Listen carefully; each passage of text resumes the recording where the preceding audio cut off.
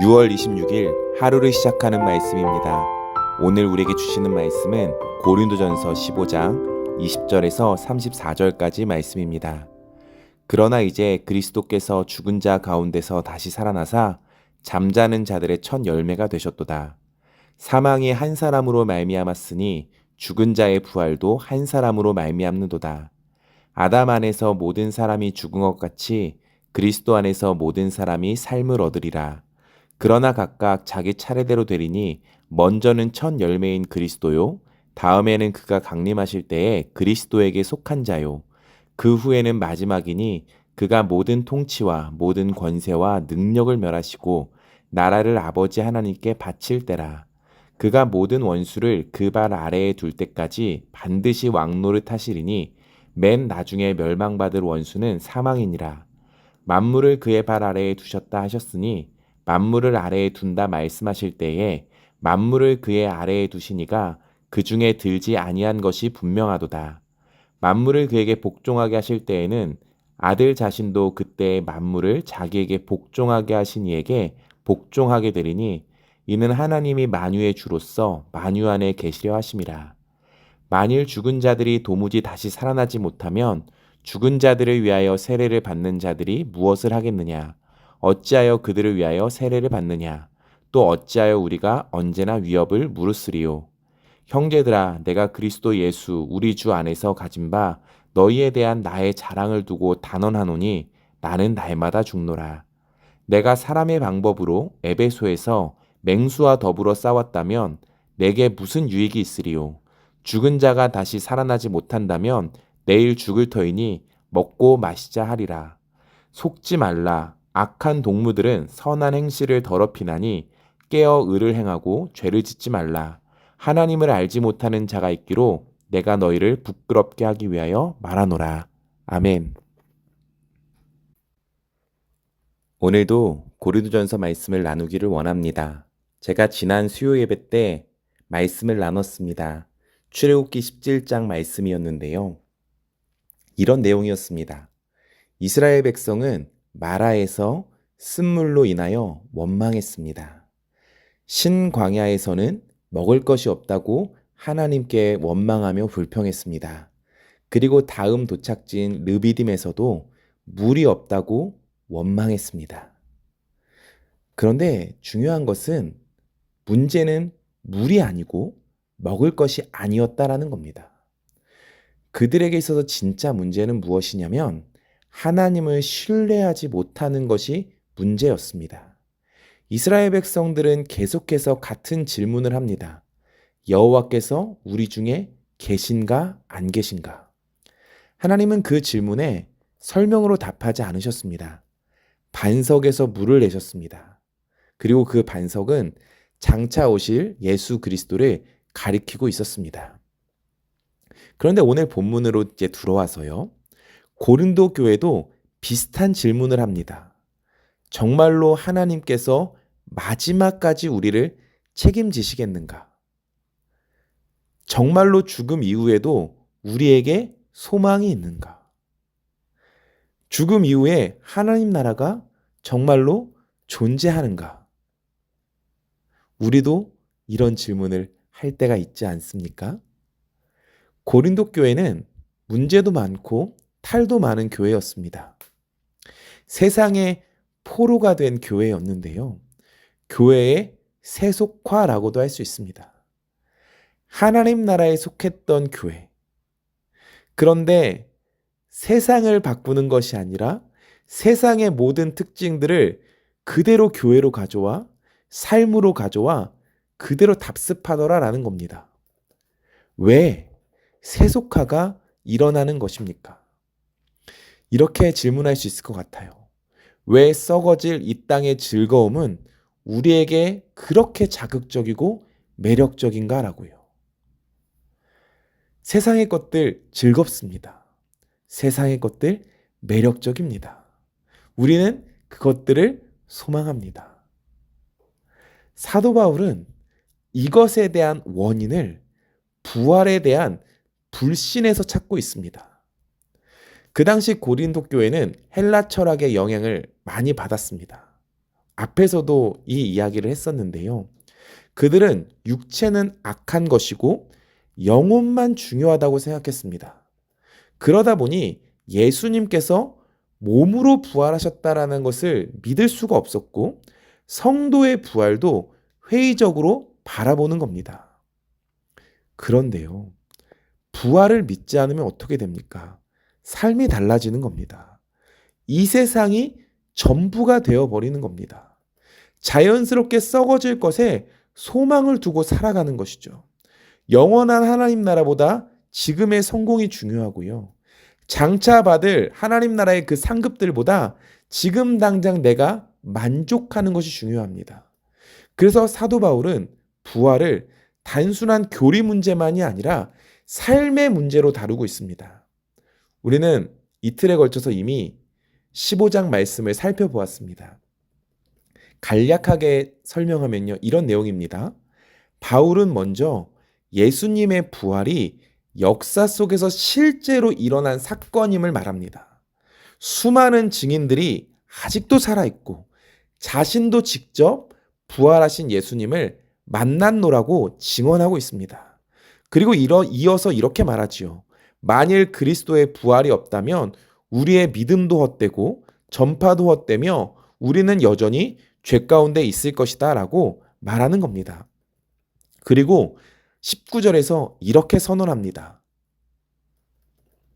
만일 그리스도 안에서 우리가 바라는 것이 다만 이 세상의 삶뿐이면 모든 사람 가운데 우리가 더욱 불쌍한 자이리라. 얼마나 무서운 말씀입니까? 교회도 다니고 기도도 하고 봉사도 합니다. 그런데 결국 바라는 것이 이 세상의 삶뿐이라면 불쌍한 사람이다라는 겁니다. 그런데 오늘날 교회가 넘어지는 지점이 여기 있습니다. 하나님을 찾지만 결국 성공을 위해서, 기도는 하지만 결국 나의 삶의 형통을 위해서 한다라는 것이죠. 신앙생활을 하고 있는데 결국 이 땅의 보상만을 바라본다라는 겁니다. 그래서 바울은 20절에서 위대한 반전을 선언합니다. 그러나 이제라는 겁니다. 20절 말씀입니다. 그러나 이제 그리스도께서 죽은 자 가운데서 다시 살아나사 잠자는 자들의 첫 열매가 되셨도다라고 말합니다. 그러나 이제입니다. 저는 이 말이 참 좋은데요. 부활이 없으면 절망입니다. 부활이 없다면 믿음도 헛것입니다. 부활이 없다면 우리는 불쌍한 사람인데요. 그러나 이제 그리스도께서 죽은 자 가운데서 다시 살아나셨다라고 다시 한번 강력하게 선포하는 겁니다. 죽은 자 가운데서 다시 살아나셔서 잠자는 자들의 첫 열매가 되셨다라고 합니다. 그래서 첫 열매라는 표현이 굉장히 중요합니다. 이스라엘 사람들은 첫 열매를 보면 나머지 수확을 확신할 수 있었습니다. 첫 열매가 나왔다는 것은 앞으로의 추수가 보장되었다라는 의미를 갖는 겁니다. 예수님의 부활도 마찬가지입니다. 예수님 한 분만 살아나셨다라는 말이 아닙니다. 예수님이 살아나셨기 때문에 그분 안에 있는 우리도 살아날 것이다라고 말하는 겁니다. 예수님의 부활은 우리의 부활을 보증하는 사건입니다. 21절과 22절에서 바울은 아담과 그리스도를 비교합니다. 아담 안에서 모든 사람이 죽었습니다. 그러나 그리스도 안에서 모든 사람이 삶을 얻게 되었습니다. 아담이 인류의 대표로 실패했다면 예수님은 새로운 인류의 대표로 승리하셨습니다. 그래서 중요한 것은 내가 얼마나 좋은 사람인가가 아니라요. 내가 누구 안에 있느냐가 중요하다라고 합니다. 그리스도 안에 있는 사람은 장차 부활하게 될 것입니다. 우리는 부활할 것입니다. 이 부활의 소망을 우리는 가질 수 있어야 합니다. 24절부터는 시선을 더 크게 넓힙니다. 바울은 우주의 마지막을 바라보고 있습니다. 예수님께서 다시 오실 것이다라는 겁니다. 모든 권세를 무너뜨리고 모든 원수를 굴복시키실 것입니다. 그리고 마지막 원수인 사망까지 멸하실 겁니다. 인간이 평생 싸우는 가장 큰 적이 무엇입니까? 죽음 아닙니까? 그 죽음을 이길 수 있는 것이 어디에 있습니까? 돈입니까? 권력입니까? 그 어떤 것도 이길 수 없지요. 그러나 예수님은 사망을 이기셨습니다. 그리고 장차 사망 자체를 멸하실 것입니다. 이것이 부활의 신앙입니다. 그렇다면 이런 부활 신앙은 우리의 삶에 어떤 영향을 미치겠습니까?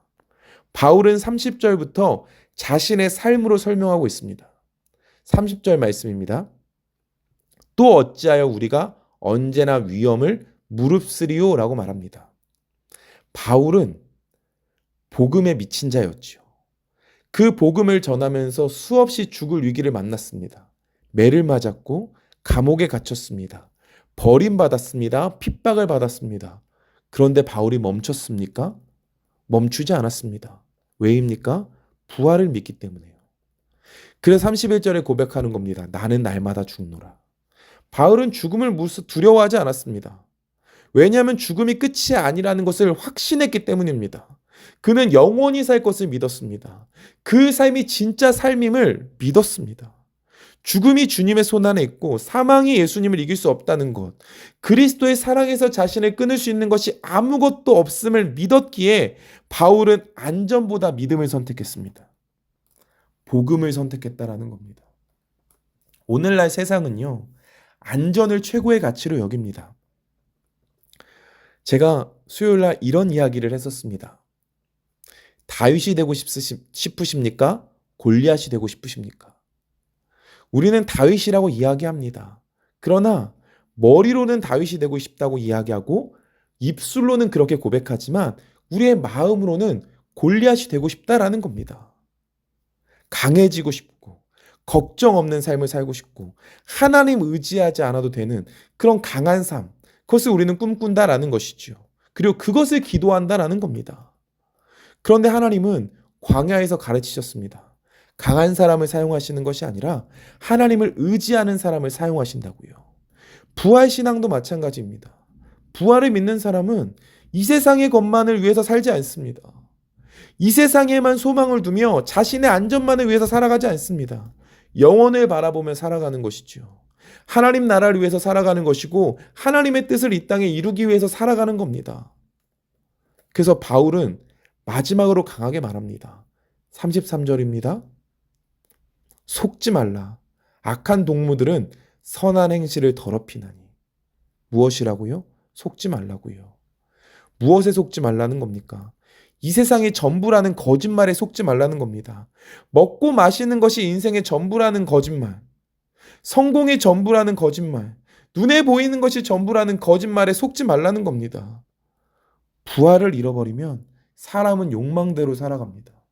고린도 교회가 부활을 놓쳤습니다. 세속화되었다라는 겁니다.